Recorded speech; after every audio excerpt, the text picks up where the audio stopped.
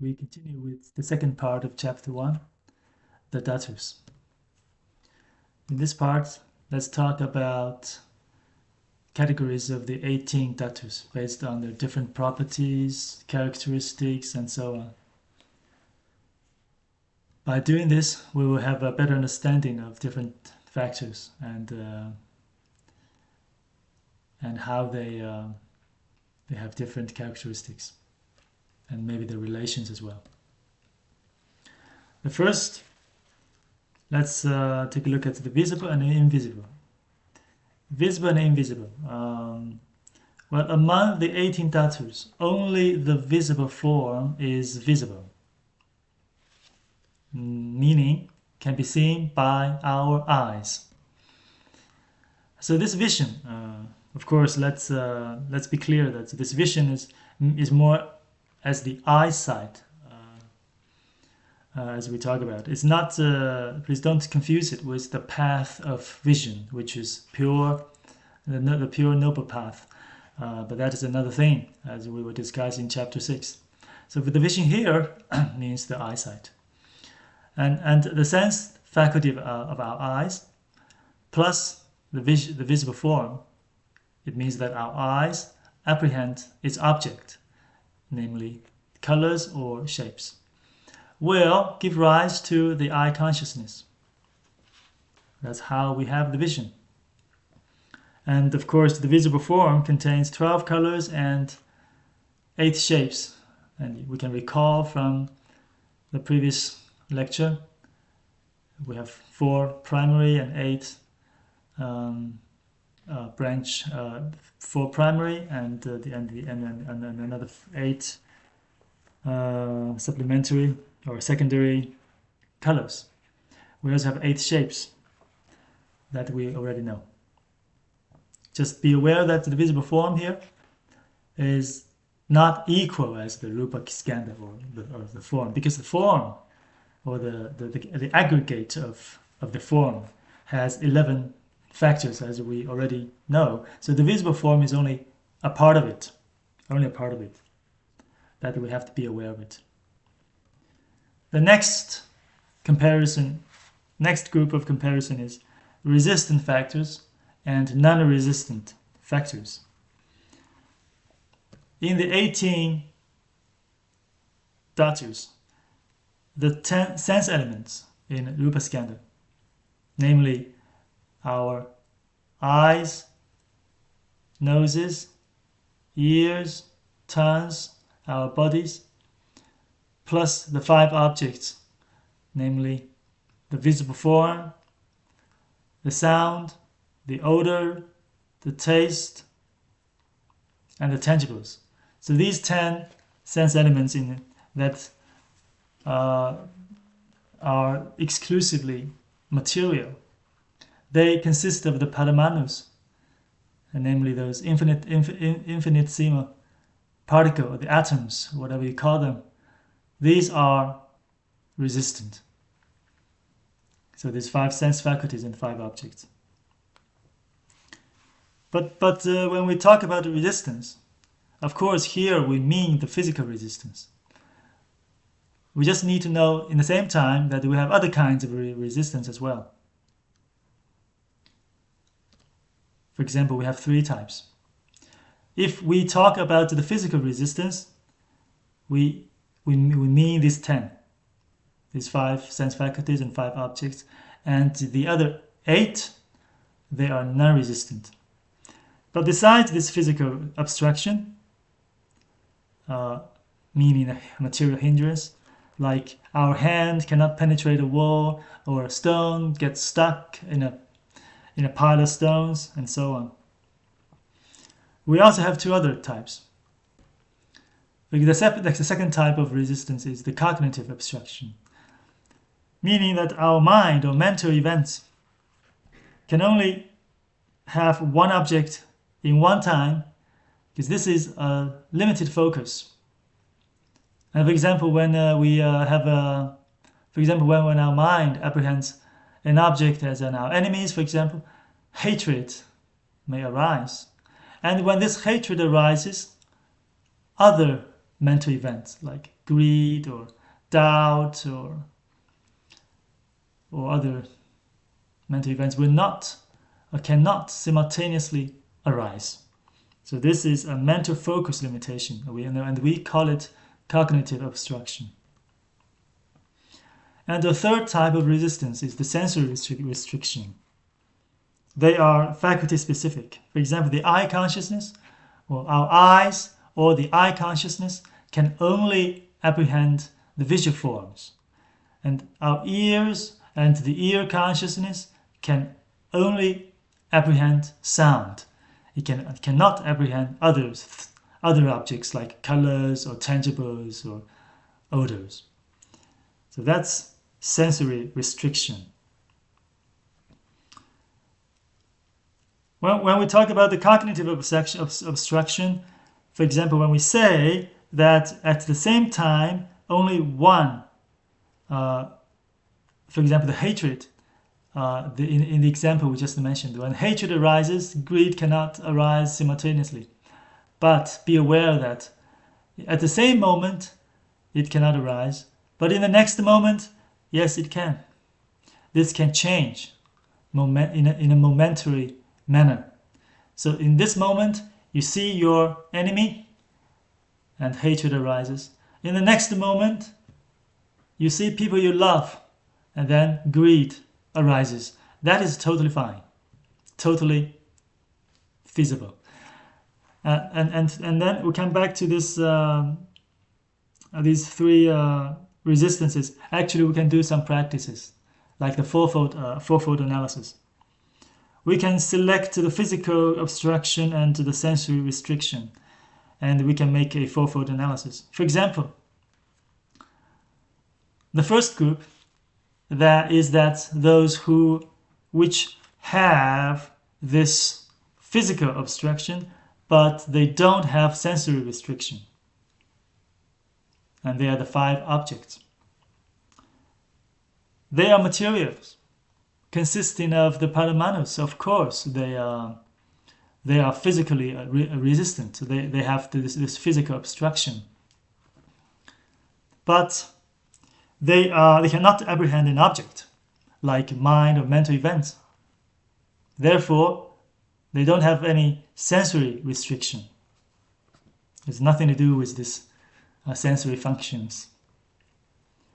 And the second group is that those which have the sensory restriction, but they don't have the physical obstruction.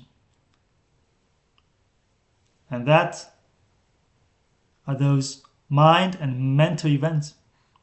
They are not material. They're not consisting. They do not consist of paramanus or atoms. Therefore, they don't have physical obstruction, but they can apprehend objects. And that can be mental focus limitation. Therefore, they do have this cognitive obstruction. The third group can be those which have both physical obstruction and sensory restriction. And those are the 5 sense faculties. They are materials. They consist of paramanus, of the atoms. They're materials, so of course they have physical obstruction. At the same time, they can apprehend their objects. Like the eyes can apprehend the colors or shapes. Ears can take the sound and so on. So they also have this sensory restriction. So the last group are those which do not have physical obstruction or sensory restriction. So what we talk about here are those, for example, including the avishnapti, the non-informative, also the 3 unconditioned factors, and the 14 dissociated factors. So these 18 factors have neither physical obstruction nor sensory restriction. So that's a good practice to so we could better understand the difference among these 3 resistances.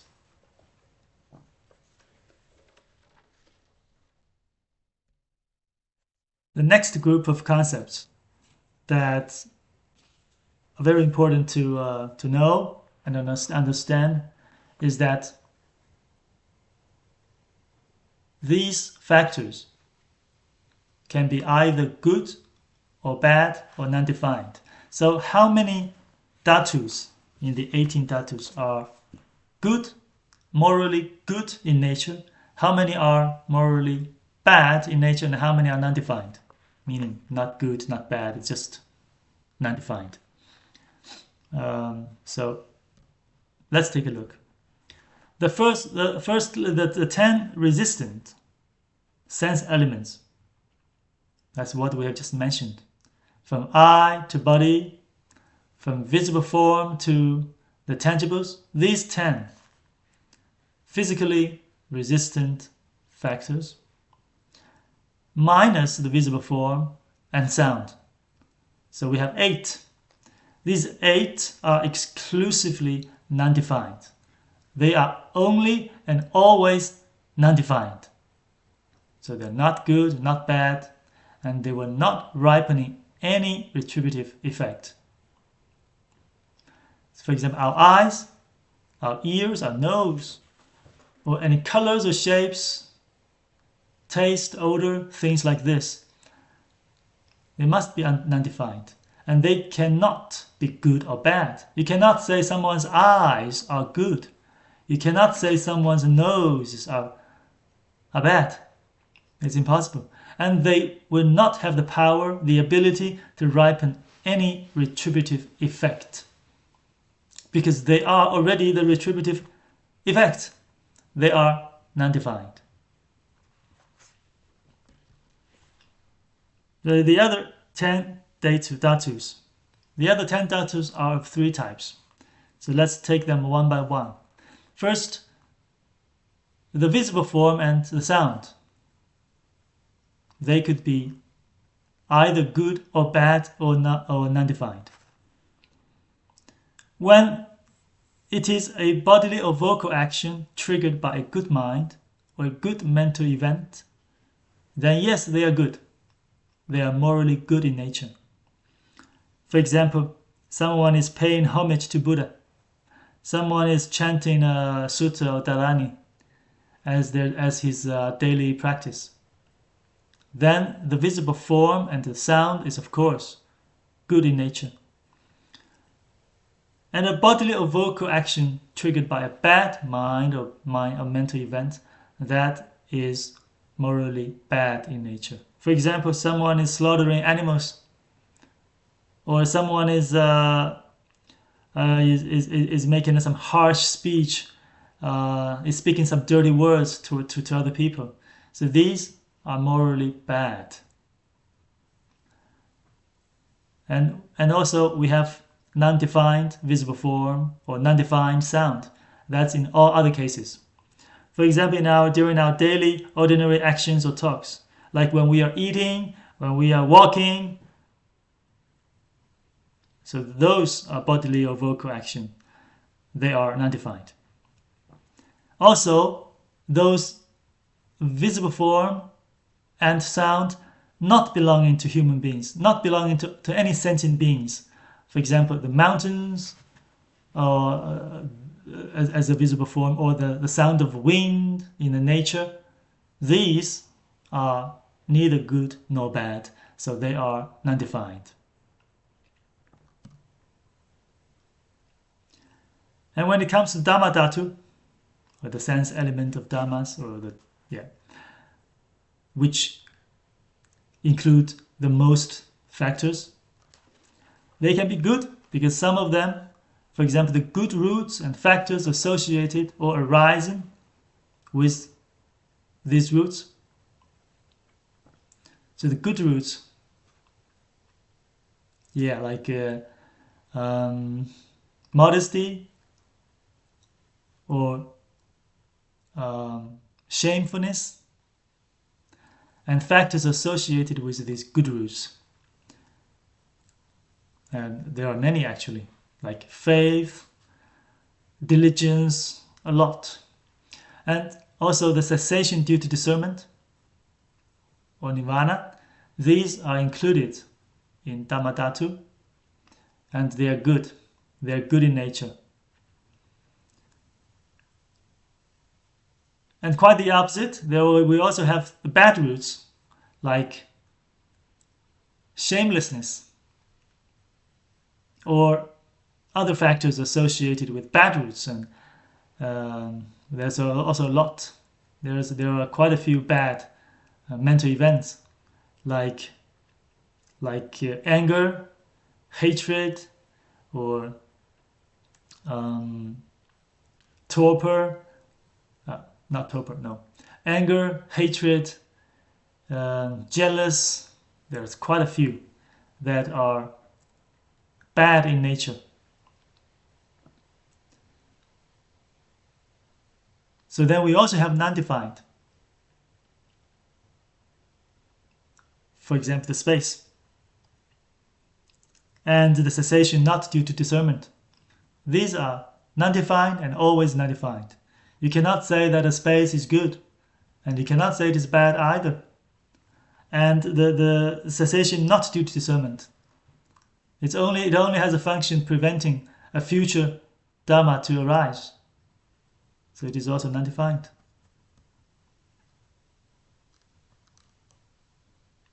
And then when it comes to the seven sense element of a mind, as in the 18 dhatus, they could also be one of the three. They can be good if they are associated with the good roots, or if they are rising together with the good mental events.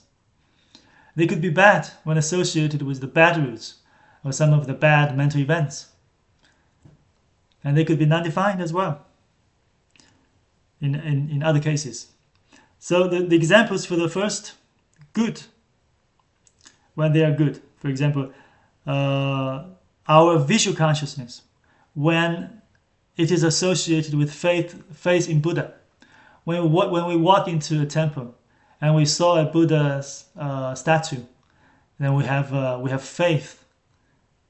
We have faith arising, and our seven sense elements of mind. For example, our I consciousness associated with this kind of faith, with this mental event, it is good as well. An example for the bad is that, for example, the mental consciousness associated with hatred in enemies. Like when we see our enemies, the hatred might arise as a mental event. And our mental consciousness will arise at the same time as it is associated with this hatred. Then this mental consciousness is of course also bad in nature. As for other cases, it is not defined. For example, our consciousness or our these seven sense elements of mind, when we are walking or eating or just during daily ordinary actions or talks, it doesn't really have much to do with good or bad actions. So they are non-defined. So this is how we classify the 18 dhatus when it comes to their moral nature, good, bad, or non-defined. Next, let's see how these 18 dhatus distribute in the three realms.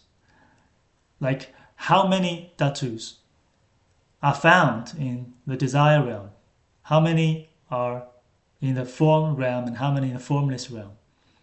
The Sanskrit are the Kama Dhatu for the desire realm, the Rupa Dhatu for the form realm, and the Arupya Dhatu for the formless realm. So first, the Kama Dhatu, the realm where we are in now, the desire realm. It possesses all the 18 dhatus. Because all these 18 are capable of increasing our defilements, or we call it afflictions or kleshas or contaminants. There are many names, but basically it means the same. Our defilements here in Kamadhatu. And in Upadhatu, the form realm, it possesses 14 dhatus, not including the odor, the taste, and the two corresponding consciousnesses, the nose or the tongue consciousness. And why is that? Because odor and taste, they are part of the material food. Of course, we'll talk more about these types of sustenance or types of food in chapter 3. So material food is the first kind of food, very common, especially to us who live in Kamadhatu. However, one cannot be born into the form realm without having been detached from the material food. So once one has detached from this, it probably means that they have obtained the meditations in the Rupa Dhatu, and after they die, they will be born into the Rupa Dhatu. Another reason for the absence of these four is that once the odor and taste are absent, so the two types of consciousnesses will not arise either. Because we know how consciousnesses arise. You need the sense faculty, and then you need the object. But now we don't have the object of odor and taste, so the corresponding consciousness from the nose and from the tongue will not arise as well.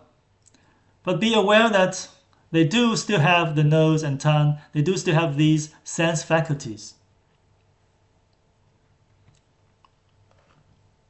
Okay, this is about the Rupa Dhatu. It possesses 14 dhatus. And when it comes to the formless realm, it possesses only 3 dhatus, namely the Mano Dhatu, the mental sense faculty, the Dhamma Dhatu, and the mental consciousness.